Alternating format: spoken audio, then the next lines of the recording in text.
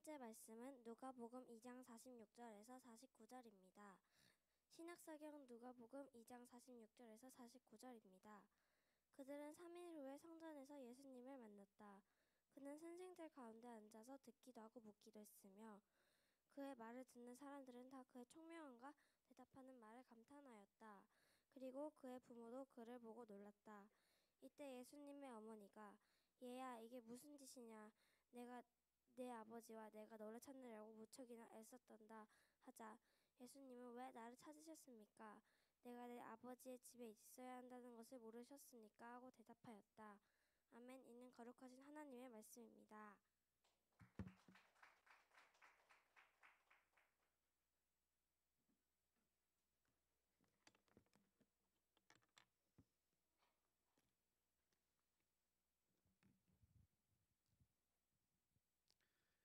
2024년 우리 12월 마지막 주일 예배에 나오신 우리 성도 여러분들을 환영하고 축복합니다.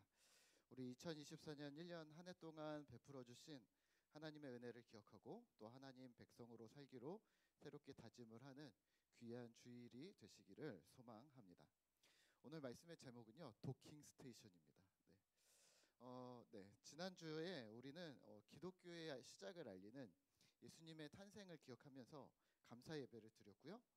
예수님의 탄생에 이어 오늘 말씀에 나오는 예수님의 어린 시절 에피소드 하나를 살펴보려고 합니다. 제가 고등학교 때 저희 학교 기술 선생님이 조금 똑똑하신데 좀 특이한 분이셨어요. 막 엄청 이론이나 뭐 여러 가지 아주 박식하고 뭐 삼국지를 한 20번 읽었다고 그러는데 약간 가끔 장풍도 쓴다고 그러고 조금 약간 이상한 분이셨습니다. 근데 저분이 엄청 똑똑하시긴 하구나. 근데 뭔가를 막 이론적으로 설명하는데 진짜 막 이런 내용들이 되게 많았어요. 근데 어느 날 수업 시간에 딱 들어와서 이런 얘기 하시는 거예요. 야, 너네들 혹시 교회 다니는 사람 있냐? 교회를 왜 다니는지 설명할 수 있는 사람? 이러는 거예요. 그때 한창 저희도 이제 열심히 신앙생활하던 친구들이 몇몇 있었는데 그때 그 선생님을 상대로 우리가 제대로 대답을 할 수가 없었습니다. 뭐 구원 받으려고요, 뭐 용서 받으려고요, 뭐 천국 가려고 뭐 이런 얘기들 했던 것 같은데 그 선생님을 설득하거나 이길 수 없었던 건 분명했습니다. 근데 이러시더라고요. 나는 다른 종교랑 비교해서 예수라는 사람을 믿을 수가 없어. 왜냐하면 성경이 예수 탄생은 있어. 그리고 시간을 후울적 뛰어넘어서 갑자기 30살부터의 이야기가 있어. 물론 12살에 성전에 갔다는 얘기는 잠깐 있는데 중간에 뭐하고 살았는지 이런 정보가 없네. 그래서 이 사람의 인생은 투명하지가 않아. 그래서 난 이 사람을 믿을 수가 없어. 그리고 이 사람이 말하는 교회라는 것도 교회는 더 믿음이 안 가라고 얘기를 하셨습니다. 여러분들은 어떻게 생각하세요? 혹시 여기 계신 여러분들도 예수님 인생의 예수 인생의 유년기, 청소년, 청년 시절을 우리가 알지 못해서 혹시 불안하신 분들이 있을까요? 예수님의 어린 시절이나 청년 시절 또는 예수님의 엄마와 아빠와의 관계, 뭐 형제들이랑은 어떻게 지냈고 학교는 다녔는지 뭐 이런 것들을 알면 예수를 믿고 하나님을 믿는데 혹시 더 유용할까요? 기술 선생님의 이런 도발에 교회 다니는 친구들은 약간 화가 나긴 했지만 또 약간 혼란스러워지기도 했습니다. 저 말이 맞으면 어떡하지? 이런 생각을 한 거죠. 사실 예수님에 대해 기록한 글들은 수없이 많습니다. 우리가 외경 혹은 위경이라고도 부르는 아주 많은 자료들이 우리 기독교에는 존재하는데요. 한국에는 별로 없습니다. 그런데 이런 내용들이죠. 뭐 마리아와 요셉의 결혼의 과정, 또는 예수님이 탄생하신 마구간을 묘사한 글, 또 예수님의 어린 시절 어떤 초능력 같은 초능력 같이 능력을 발휘하고 사고를 일으키고 뭐 이런 이야기들, 또 청년 예수, 청소년 예수, 십자가와 부활 사건, 그리고 또 지옥 이야기, 천사가 왜 타락했는지도 써내고 지옥의 모습은 어떤지 이런 등등의 신비주의적인 요소들도 다분히 섞여 있는 자료들이 많이 있었습니다.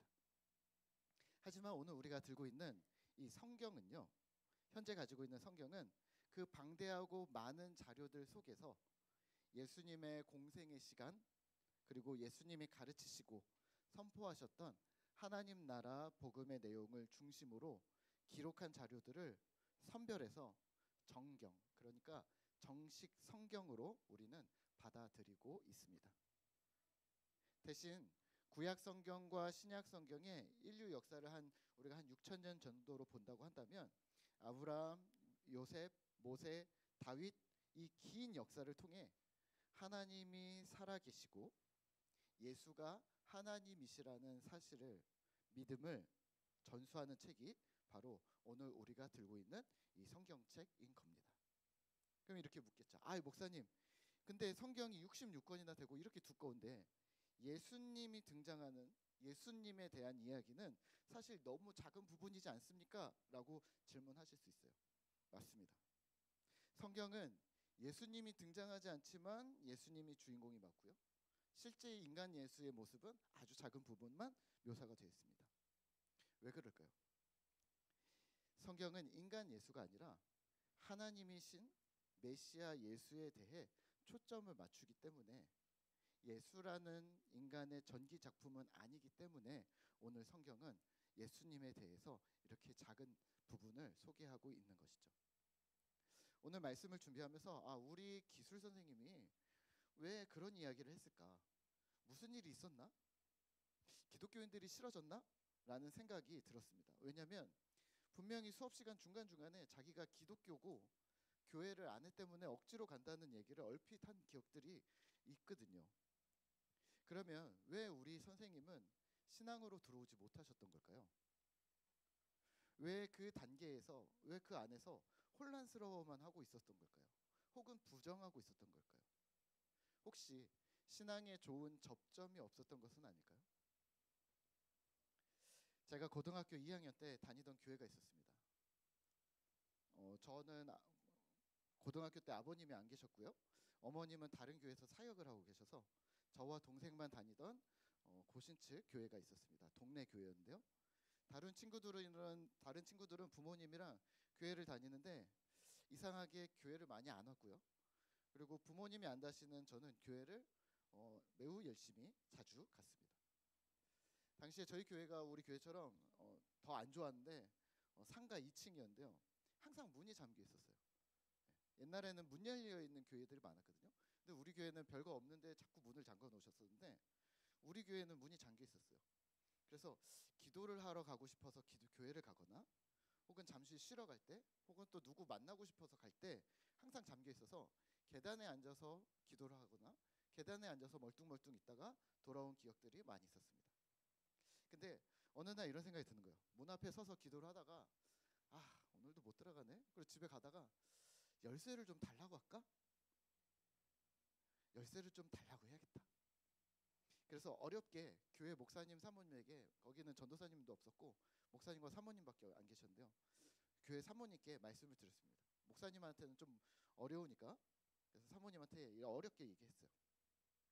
사모님, 혹시 저도 교회 열쇠를 좀 받을 수 있나요? 라고 말씀을 드렸어요. 왜냐하면 그런 거죠. 부모님도 안 다녀. 뭘 하는지도 몰라.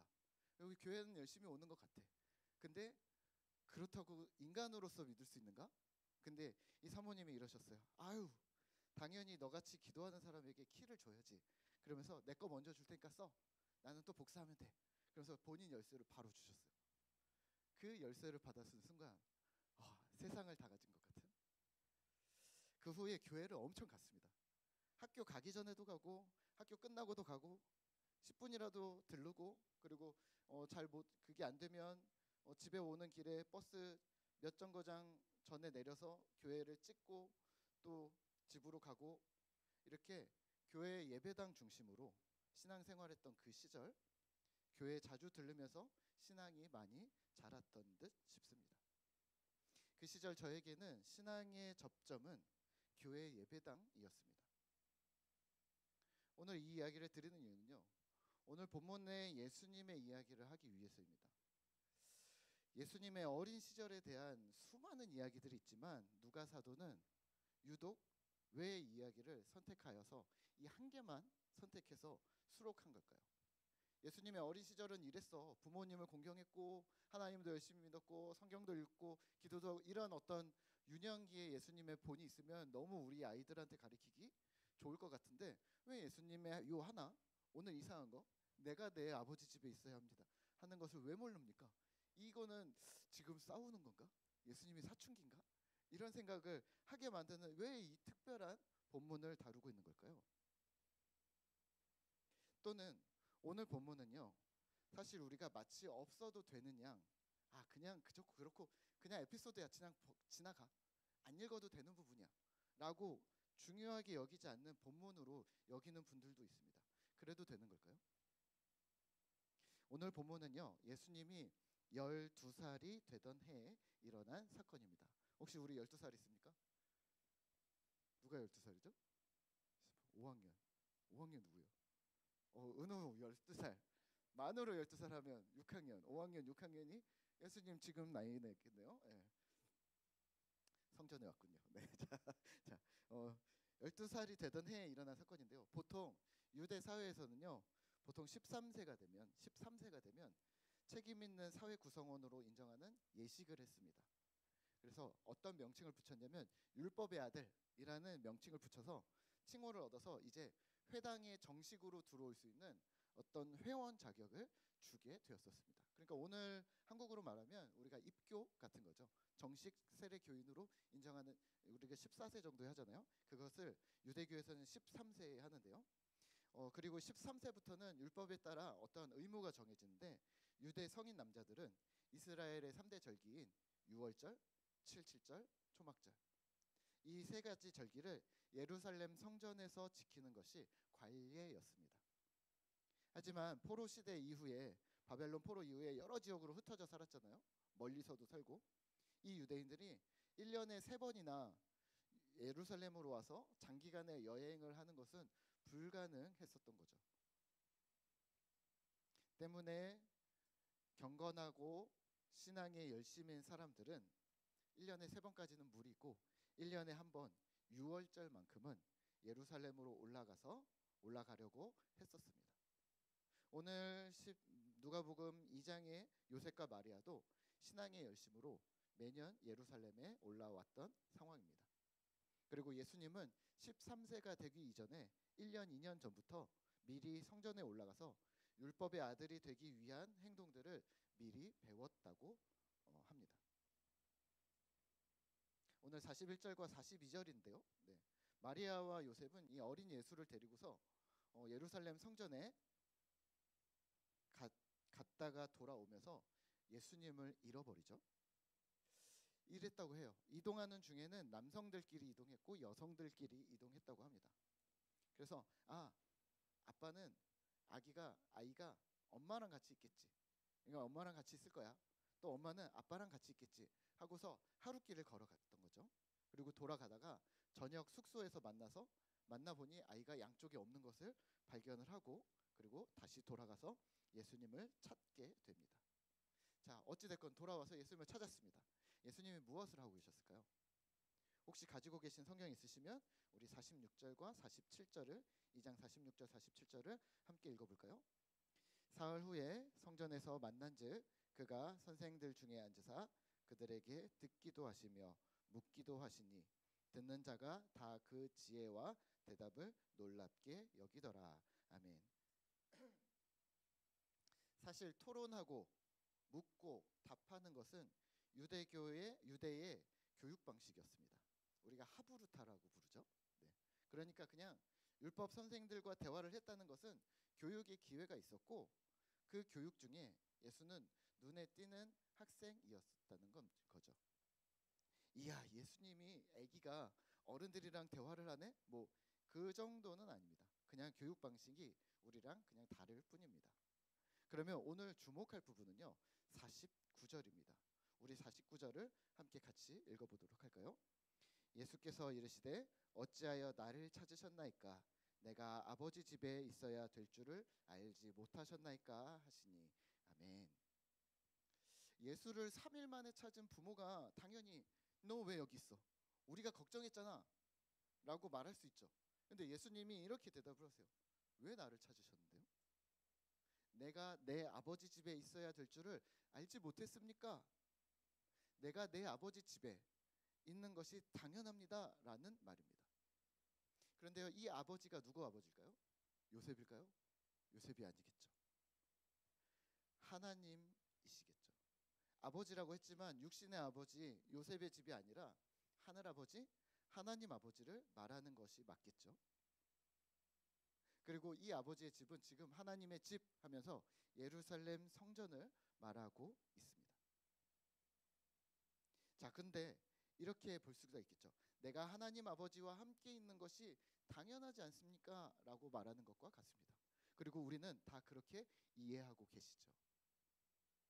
이 아버지의 집은요, 장소적인 의미도 포함되지만 동시에 영적인 의미도 포함하고 있습니다.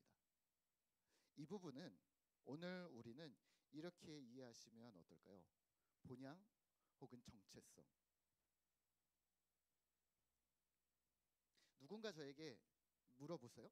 누군가 이렇게 물어볼 수 있어요. 혁아, 너는 어떻게 신앙생활 했니? 그러면 이렇게 대답하겠죠. 교회 중심으로 했죠. 지금도 그래요 라고 이야기를 하겠죠. 정체성입니다. 아, 우리가 교회 중심으로 했죠 라는 말은 신앙 중심으로 했다는 말이지 교회 예배당에서 살았어요 라는 이야기는 아닌 거죠. 오늘 본문의 예수님도 제가 성전에 있는 것은 당연합니다. 여기가 저의 본향이니까요. 하나님 아버지와 제가 함께 있는 것이 바로 저의 정체성이니까요. 그렇다고 이렇게 얘기를 하시겠죠. 하나님과 함께 있는 것에 그러면 더 초점을 맞춰주시죠. 그러면 질문 하나 드리겠습니다. 당신의 본향은, 당신에게 아버지 집은 어디입니까? 다시 한번 질문 드릴까요? 내가 하나님 만나는 장소, 신자인 나의 정체성을 다시 되새기는 곳은 어디입니까? 또 우리 가족이, 우리 자녀들이 하나님을 만나는 곳은 어디입니까? 근데 이 곳이요, 장소가 아니라 정체성을 묻는 겁니다. 기도를 할 때 하나님을 만나요. 찬양을 할 때 하나님과 함께 있어요. 말씀을 읽을 때 하나님의 음성을 들어요. 네, 그겁니다. 오늘 누가복음 말씀에 예수의 유년 시절 이야기를 살펴보실 때 눈여겨보실 부분이 있습니다. 40절과 53절입니다. 40절인데요. 같이 한번 읽어볼까요? 성경 있으시면 같이 읽겠습니다. 아기가 자라며 강하여지고 지혜가 충만하며 하나님의 은혜가 그의 위에 있더라. 아멘. 예수님의 아주 유아기적 시절 이야기를 하면서 마무리가 아기가 자라며 강하여지며 육체가 자라고 지혜가 자라고 은혜가 자랐다라는 얘기를 합니다. 그리고 52절을 같이 한 번 더 읽을까요? 예수는 지혜와 키가 자라며 하나님과 사람에게 더욱 사랑스러워 가시더라. 아멘. 52절은요, 이 한글 성경보다는 원문이 훨씬 더 정확한데요. 원문에는 이렇게 세 가지를 나열합니다. 예수는 지혜와 키와 은총 세 가지가 성장하였다. 여기서는 하나님과 사람에게 사랑스러워 가시더라 이렇게 표현을 하고 있는데요. 원문에서는 그렇게 얘기하지 않습니다. 그냥 세 가지 단어를 이야기합니다. 지혜, 키, 은총 세 가지의 성숙 이렇게 얘기합니다. 육체적, 지적, 영적 성장인 것이죠. 자, 보세요. 40절과 52절이 육체적 성장, 지적 성장, 영적 성장을 언급하고 있다면 그 사이에 배치된 이 본문은 단지 예수님을 잃어버렸다라는 이야기가 아닙니다. 단지 예수님을 잃어버렸는데 예수님이 마리아에게 대들었다 이런 이야기가 아닙니다. 오늘 이 본문 사이에 등장하고 있는 이 내용은 영적, 육적, 지적 성장이 함께 있어야 한다는 걸 의미하고 있는 게 아닐까요? 더불어 오늘 우리에게도 마찬가지입니다. 영적, 육적, 지적 성장 이 세 가지를 우리가 이미 많이 들어서 알고 있겠지만 이 세 가지 영역의 균형 있는 성장이 우리에게 담보되어야 합니다. 보세요. 아이가 태어나면 스스로 먹을 수가 없어요. 입을 수도 없어요. 그래서 부모가 챙겨주죠. 육적인 성장을 돕습니다. 여기서 뭐가 추가되나요? 공부가 추가되죠.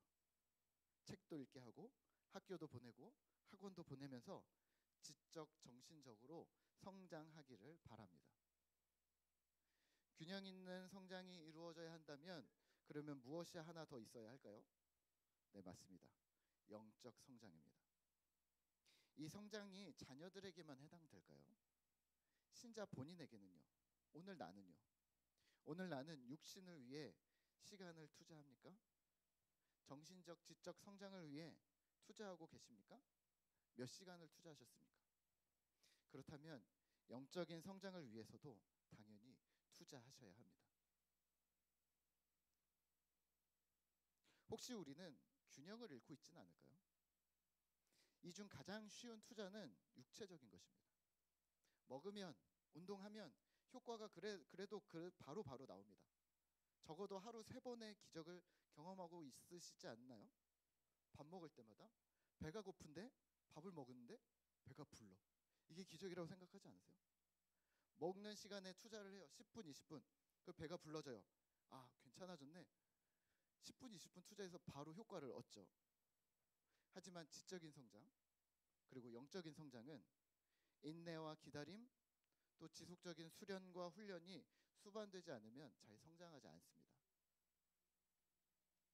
혹시 3일 동안 책 읽고 천재가 되었다는 사람 보신 적 있으세요? 혹은 일주일 동안 기도했더니 영적인 거장이 되었어 라는 사람 보신 적 있으세요? 아니에요. 그런 일은 일어나지 않습니다. 일생을 공부하고 훈련하고 스스로 부단히 노력했기 때문에 어느 순간 빛을 발하게 되었던 것이죠. 풍성한 삶의 기초에서도 균형 있는 성장을 말합니다. 3가지 예배인데요. 개인의 예배, 공동체 예배, 삶의 예배. 이게 뭔가요? 이게 뭔가요? 이게 뭔가요? 네. 말씀과 삶입니다.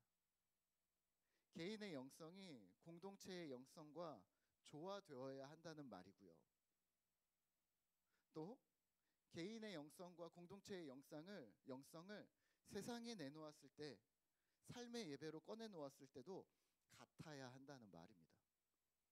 그래야 전도가 되든 세상의 빛이 되든 사랑을 흘려보내든 하지 않겠어요. 이것이 분리되면 안 된다는 균형을 말하고 있는 것입니다. 우리 꿈터교회는 온세대 예배를 힘써서 드리고 있습니다. 우리 어른들이 힘써 주셔서 너무 감사한데요. 사실은 이런 교회들이 늘어나고 있습니다. 왜 기존에 주일학교라는 편리한 시스템을 두고 모두가 애써서 함께 예배 드리려고 할까요? 균형 때문입니다. 유년부가 다르죠. 초등부가 또 다르죠. 중등부가 또 다르고요. 청년부가 또 달라요. 그리고 장년이 또 완전히 또 다릅니다. 이미 우리 집사님들은 다 경험을 하셨을 텐데요. 신앙의 유대, 연결성이 부족하다는 것, 그리고 단계마다 혼란을 겪고 있다는 것도 여러분들이 잘 아실 겁니다. 저는 초등학생 때 중등부가 너무 가고 싶었습니다. 초등부를 너무 탈출하고 싶었습니다. 다행히 교회는 중등부를 1월부터 올려줘요. 학교는 3월부터 올려주는데, 그래서 저는 너무 그게 좋았습니다. 그런데요, 중등부, 고등부를 지내면서 학생회가 너무 좋았어요. 그래서 청년부를 가기 싫었어요. 저는 계속 고등학교 3학년 됐지만 청년이 돼서도 계속 학생부 예배를 오면 안 되나요? 계속 물었고 선생님들이 이상하게 생각했습니다. 청년은 청년이야. 못 와. 그냥 올게요. 그래서 와서 예배를 한 2달 드렸던 것 같습니다. 물론 아무 데도 안 끼워줘서 지쳐서 그냥 포기하긴 했지만 저는 학생부가 너무 좋았습니다. 또 거꾸로요. 제가 청년이 되었는데 장년부가 너무 가기 싫었습니다. 물론 저는 장년이 아니라 사역을 나가야 되는데 사역을 나가기가 너무 싫은 거예요. 장년부에 가면 어른들을 만나야 되고 하고 싶지 않은 일들을 해야 되고 뭐 이상한 거를 할 수도 있으니까 너무 싫고, 그리고 저의 또래에 혹은 젊은 친구들과 대화를 열심히 할 수 있으니 청년부가 너무 좋았었던 거죠. 신앙의 가장 중요한 부분은요, 연속성입니다. 담임 목사님이 안 바뀌듯이 안 바뀌잖아요, 그렇죠? 보통 교회 가면 담임 목사님이 바뀔 거라고 생각하지 않고 교회를 다니는 것처럼 담당 교역자도 좋은 분이 오셔서 안 바뀌어야 한다고 생각합니다. 네. 한 목사님을 두고 한 얘기가 아니라 좋은 분이 오시면 그냥 계속 있으시는 게 저는 맞다고 생각합니다. 그게 사역인 거죠. 변함없이 그 자리를 지키고 있는 교회 공동체가 마치 가족이 되는 거죠. 가족 이런 거죠. 가족처럼 엄마 아빠가 바뀌지 않고 그 자리에서 계속 자녀들을 지지해 주잖아요. 아, 엄마 아빠 바꿔야겠어 이렇게 생각하지 않잖아요. 교회 공동체도 신앙의 가족이 되어주는 거죠. 자녀들이 청년이 되고 장년이 노년이 되고 변함없는 지지선이 되어주는 것이죠. 엄마 아빠가 있고 교회 안에 또 엄마 아빠 영적인 부모들이 있고 또 교회 안에 교회 삼촌, 교회 이모들 또는 어른들이 계속 있어주는 거죠. 이걸 오늘 어디에 비유할까 고민을 많이 했는데요. 혹시 도킹 스테이션이라고 들어보셨을까요? 요즘에는 컴퓨터 기기 명칭으로도 부르는데요. 이 오늘 도킹 스테이션은 우주 정거장입니다. 근데 설교 제목을 우주 정거장이라고 하기에는 좀 이상한 것 같아서 네. 자, 상상을 한번 해보세요. 우주에 가보셨어요? 마션이나 뭐 여러 가지 영화들을 보시면 이렇습니다. 아무것도 없는 우주에 우주선이 하나 뜹니다. 사람도 없어요. 아무것도 없어요. 그런데 사람도 없고 주유소도 없고 마트도 없는 그런 우주에서 음식이 떨어지면 어떻게 할까요? 기름이 떨어지면 어떻게 해야 되나요? 혹시나 우주선이 고장 나면 어떻게 해야 될까요? 아, 근처 들려서 고치면 되지. 그거는 지구에 있을 때 얘기고요. 우주에 있을 때, 아무도 없을 때, 그때는 우주 정거장 도킹 스테이션에 들어갑니다. 도움을 얻을 곳이 전혀 없는 어떤 망망대해에 떠 있는 배가 등대를 만나는 것처럼 우주에서 의지할 것이 없는 그곳에서 잠시간 들려서 충전하고 기력을 회복하고 필요를 채우고 다시 나아갈 수 있게 하는 곳, 그런 도킹 스테이션이 바로 교회 공동체가 되어져야 하는 거죠. 그래서 부탁드리기는 여러분들 오래 계세요. 계속 계세요. 이삭이가 군대를 가는 걸 보게 되고, 예. 지한이가 어른이 돼서 결혼을 하는 걸 보게 되고, 오늘 다온이는 안 왔지만 다온이가 대학생이 되고, 또 럭키가 고등학생이 돼서 아빠를 만나냐 안 만나냐 이런 걸 고민하는 그 시절을 우리가 계속 그냥 있으면서 보게 되는 거죠. 우리 교회 안에 유영 형제 이런 형제들을 여러분들이 기억하시잖아요. 그리고 또 은채나 완전히 아기 때의 모습들을 기억하시는 여러분들이 있으시잖아요. 여러분들은 부모님이세요. 이런 고향과 같은 곳이 바로 교회 공동체여야 하는 거죠. 말씀을 맺겠습니다. 그러면 오늘 우리는 지금 무엇을 해야 할까요? 애를 같이 키우자는 말일까요? 아닙니다. 영적인 부모가 되어 주십시오. 신앙의 접점이 되어 주십시오. 나와 우리 자녀들에게 이 공동체에 발을 들인 모든 식구들에게 균형 있는 성장이 있어지도록 물심양면으로 돕는 겁니다. 지혜와 키와 은혜가 자랄 수 있도록, 혹 지혜와 키에만 집중해서 눈에 보이지 않는 영적 성장을 혹 놓치고 있었다면 그 부분을 채우기 위해서 힘쓰셔야 합니다. 눈에 보이고 매일같이 평가받는 지혜와 키에 집중하느라 눈에 보이지 않는, 그래서 평가받지 않는 영적인 부분을 놓치지 않으셨으면 좋겠습니다. 은혜 안에서 스스로 자라도록, 은혜 안에 자녀들이 자라도록, 공동체의 은혜의 성장이 있어지도록 힘쓰셔야 합니다. 그런 균형 있는 성장이 있는 우리 신자와 또 꿈터교회 공동체 되시기를 기도하겠습니다. 이 시간에는요, 우리가 주의 말씀 앞에선 우리 함께 찬양